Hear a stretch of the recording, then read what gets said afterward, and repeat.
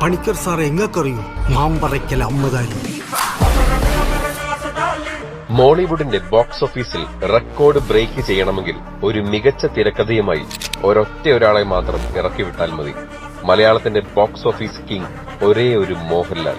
2025 box ഓഫീസിൽ വിജയക്കൊടി പാറിച്ച ലാലേട്ടൻ 2026ലും Mollywood തന്റെ പേരിലാക്കാൻ കച്ചകെട്ടി കഴിഞ്ഞു.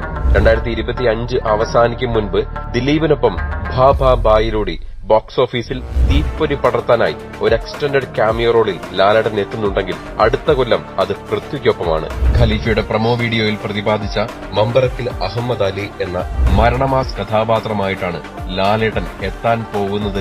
2 പാർട്ടായി എത്തുന്ന ചിത്രത്തിന്റെ 2ാം ഭാഗം മോഹൻലാലിന്റെ അഹമ്മദ് അലി ആവും പ്രധാന കഥാപാത്രം.